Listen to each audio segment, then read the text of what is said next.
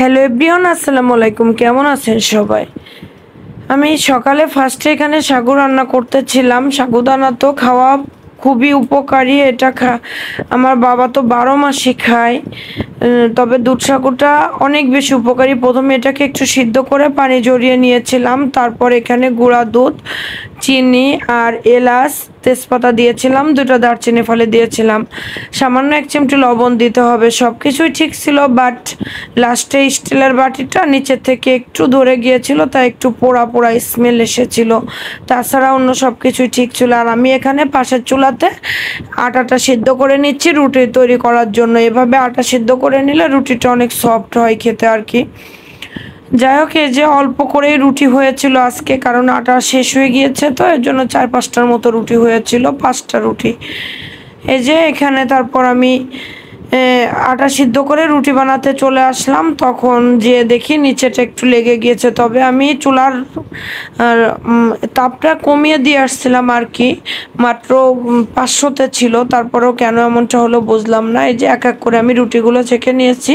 ফার্স্টে আমি ছেলের নাস্তাটা রেডি করব, এর জন্য ছেলের ডিমটা ভাজি করে নিলাম। পরে ওর বাবার খাবারটা রেডি করেছিলাম, সরি মেহমানের খাবারটা, বাট আমি তখন আর ক্লিপ নিতে ইচ্ছা করছিল না। আসলে আমার একটু রাত হয় ঘুমাইতে, তারপর আবার ভোরবেলাতে উঠতে হয়। এই যে ছেলে প্রাইভেট শুরু হয়েছে 1 তারিখ, এই এখন থেকে আমি মানে সকালে কোরআন শরীফ পড়ি, নামাজ পড়া শেষ করে আমার 10 আয়াত 20 আয়াত মানে 2-3 পৃষ্ঠা যতটুকু পারি আর কি পসিবল হয়।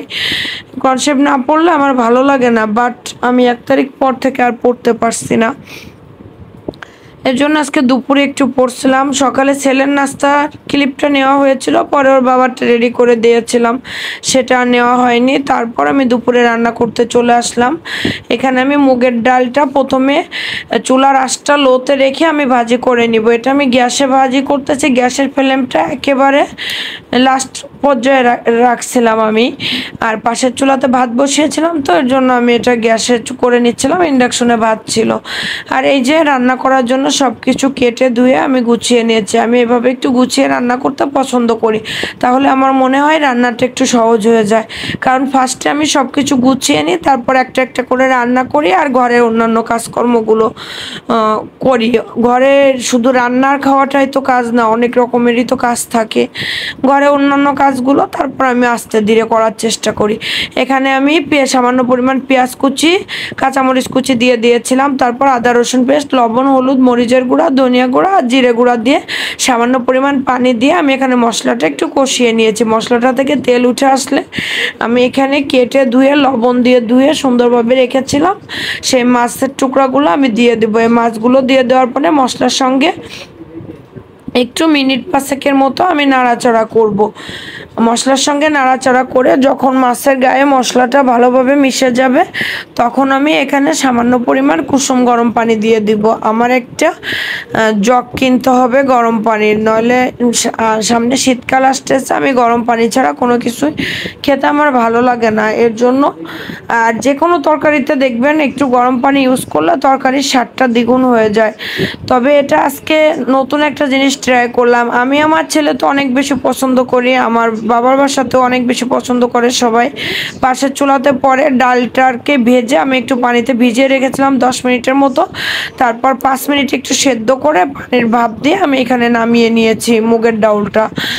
আর পেঁয়াজ আর ডিম, আলু আর ডিমটা আমি ভেজে নিলাম, মানে একটার ভিতর আরেকটা ক্লিপ চলে আসছে। যাই হোক, একসঙ্গে অনেকগুলা কাজ করতেছিলাম, তো আমি মাছটা তুলে নিয়েছি। তারপর এখানে কেটে রাখা আলু দিয়ে দিলাম। আলু দিয়ে দেওয়ার পরে আমি ঝোলের পানি দিয়ে দিয়েছি পরিমাণ মতো। এই যে পাশের চুলাতে ডিম আর আলুটা একটু ভেজে নিব। এভাবে যে কোনো ডাউল, মুসুরের ডাউল বলেন আর ছোলার ডাউল, বুটের ডাউল, যে কোনো ডাউল দিয়ে এভাবে রান্না করা যায়। এভাবে রান্না করলে অনেক বেশি মজা লাগে। একবার ভাবছিলাম মাছের মাথাটা দিয়ে মুড়ি ঘন্ট করবো, পরে ভাবলাম যে না, ডিম দিয়েই রান্না করি, তো সেটাও অনেক বেশি মজা হবে। তবে আলহামদুলিল্লাহ অনেক বেশি মজা হয়েছে। তারপর এখানে মাছগুলো দিয়ে দিয়েছিলাম। মাছগুলো দিয়ে দেওয়ার পরে ঝোলের পানিটা একটু ফুটে আসলে এখানে করলাটা কেটে লবণ মাখিয়ে ধুয়ে রাখছিলাম। একটু তেতো হয়নি, আরও তরকারির স্বাদটা অনেক বেশি ভালো হয়েছে। খেতেও অনেক মজা হয়েছে। এখন আরেকজনকে আজকে নতুন ট্রাই করলাম। আমার ছেলেও এই তরকারিটা অনেক বেশি পছন্দ করে, আমিও পছন্দ করি, কিন্তু ছেলের বাবা তাদের তো এই ধরনের তরকারি খাওয়ার অভ্যাস নাই, কিন্তু তাকে ফার্স্ট টাইম ট্রাই করালাম। তবে অনেক বেশি মজা হয়েছিল তরকারিটা। তারপর এখানে আমি মুগের ডালটা ভুনা করব, এর জন্য সব রকম মশলা দিয়ে যে কিছু পানি দিয়ে আমি এখানে মশলাটা কষিয়ে নিচ্ছি। মশলাটা থেকে যতক্ষণ না তেল বেরিয়ে আসবে ততক্ষণ এখানে ডালটা দেওয়া যাবে না। আর রান্নার একটা সিক্রেট হচ্ছে রান্নার ব্যাপারে ধৈর্য ধরতে হবে। অনেকে করে কি সারাদিন বসে থাকবে, কিন্তু রান্নাটা যখন করতে যায় তখন এতটা ব্যস্ত হয়ে যায়। আচ্ছা বলেন তো, কষ্ট করে একটা বাজার মানুষ কষ্ট করে বাসায় করে আনে, হ্যাঁ ঠিক আছে, যত ভালো রাঁধুনি আপনি হন না কেন আপনার রান্না যে প্রতিদিন ভালো হবে সেটা কিন্তু কখনো বলবো না। আমিও বলবো না যে আমার রান্নাটা প্রতিদিন পারফেক্ট হবে, কারণ আমিও তো একটা মানুষ, প্রত্যেকটা মানুষই তার ভুলের ঊর্ধ্বে নয়। এর জন্য অনেকে করে কি রান্নার ক্ষেত্রে অনেক বেশি তাড়াহুড়া করে, রান্নাটা শেষ করে সারাদিন বসে শুয়ে থাকবে। বাট আমার রান্না করতে একটু টাইম লাগে, আমি এটা স্বীকার করি। এর জন্য আমি সব কিছু গুছিয়ে নিই। এখানে ডালটা দিয়ে নাড়াচাড়া করার পরে ডিম আলু দিয়ে সামান্য পরিমাণ পানি দিয়ে আমি কিন্তু প্রথমে ডালটা ফুটিয়ে আর কি কষিয়ে নিয়েছি ভালোভাবে। তারপর এখানে আমি আর একটু গরম পানি অ্যাড করেছি যাতে গ্রেভিটা ভালো হয়। তবে আমি একটু লবণ চেক করে নামাইতে ভুলে গিয়েছিলাম, তবে একটু লবণ নিলে অনেক বেশি ভালো হয়েছে। আর আমি ইদানিং তরকারিতে একটু লবণটা কম দেওয়ার চেষ্টা করতেছি, যেহেতু আমি লবণ বেশি খাই সেহেতু আমার মাপ মতো লবণ দিলে লবণ অনেক বেশি হয়ে যায়। যাই হোক, এই যে দুপুরের খাবার দুইটার ফাইনাল লুক, অনেক বেশি মজা হয়েছিল দুইটা তরকারি। তারপর বিকালে আমি লুডুস রান্না করতে চলে আসলাম। লুডুস রান্না করতে যাব আসর নামাজ পড়ে। তারপর এর ভিতর আমার একটা পার্সেল অর্ডার করার ছিল, সেটা আসছিল। অর্ডার করেছিলাম একটা পেজে, সে পার্সেলটা রিসিভ করার জন্য নিচে যাওয়া হয়েছিল। তারপর হচ্ছে লুডুসটাকে আমি আজকে সিদ্ধ করে রান্না করব। আমি এক একদিন এক একভাবে রান্না করার ট্রাই করি। কবে যে একটু ফরিদপুর মাছরাঙ্গা যেতে পারবো সেদিন আমার পছন্দের লুডুসটা এনে আমি খেতে পারবো। আমি এই লুডুসগুলো আমি পছন্দ করি না, আমি স্টিক লুডুস হলে একটু খাওয়ার ট্রাই করি, তাও যখন শীতকাল, শীতের সময় বিভিন্ন রকম সবজি দিয়ে রান্না করব তখন হয়তো একটু খাবো। এখানে বাবা ছেলের জন্য আমি 2 প্যাকেট লুডুস রান্না করে নিচ্ছি। বাবা তো খাবে না, বাবাকে দিয়ে দিব আর কি। আর বাবাকে আমি লুডুসটা রান্না করতে করতে পাশের চুলাতে চা বসিয়েছিলাম। আমি লুডুস আজকে একটু আলু দিয়ে দিয়েছিলাম। এখানে লুডুসটা সিদ্ধ করে পানি ঝরিয়ে ঠান্ডা পানি দিয়ে আমি পানি ঝরাতে দিয়েছিলাম। এখানে আমি একটা ডিম ইউজ করেছি, যদি আরেকটা ডিম ইউজ করতাম তাহলে আরও বেশি মজা হতো।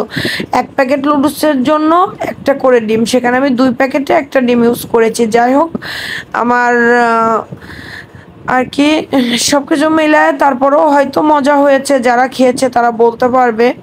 আমি খাই নাই, পরে অর্ধেকটা লুডুসের বাবাকে দিয়ে দিয়েছিলাম আর অর্ধেকটা ছেলের জন্য রেখেছিলাম। আর সকালে যে সিঙ্গারা আনা হয়েছিল ওই সিঙ্গারা ছিল। আমি এই লুডুসটা রান্না করার ফাঁকে আবার ভাবলাম সন্ধ্যা হয়ে গেছে, তাই ওর বাবাকে একটু চা বিস্কিট খেতে দিয়ে নিলাম। চাটা আমার আদাটা তো আমি ব্লেন্ড করে রেখে দিয়েছি, এর জন্য আমি এলাচ দিয়ে আর তেজপাতা দিয়ে চাটা করেছিলাম। তবে অনেক বেশি মজা হয় এভাবে চা করলেও। এই যে ওর বাবার খাবারটা রেডি করে দিয়ে দিয়েছিলাম। তারপর ছেলেটা আমার একটু অসুস্থ, তো ছেলেটার নাস্তাটা দিলাম। আমি fabrics decor BD Facebook page থেকে আমি এই প্রোডাক্টটা অর্ডার করেছিলাম, তবে দাম অনুযায়ী ভালো হয়েছে। 7.5 ফিট বা 8 ফিট যেভাবে যেটা বলেছিল সেভাবেই পেয়েছি, তবে দাম অনুযায়ী কাপড়ের মান মোটামুটি ভালো হয়েছে আর কি, রাফ ইউজ করার মতো। অনেকে আমার বেডশিট দুইটা নিয়ে হাসির কমেন্ট পাঠাইতেছে, আমি শর্টস ছাড়ছি। যাই হোক, আমার যেটা ভালো মনে হয়েছে সেটা করছে, যদি নষ্ট হয় তো হয়ে যাবে। অনেক কিছুই তো জীবনে নষ্ট হয়ে গিয়েছে, এটা হলে আর সমস্যা নেই। আল্লাহ হাফেজ, ভালো থাকবেন সবাই, সুস্থ থাকবেন। আর আমার ছেলের জন্য একটু দোয়া করবেন, কারণ আমার ছেলেটা শরীরটা ভালো না।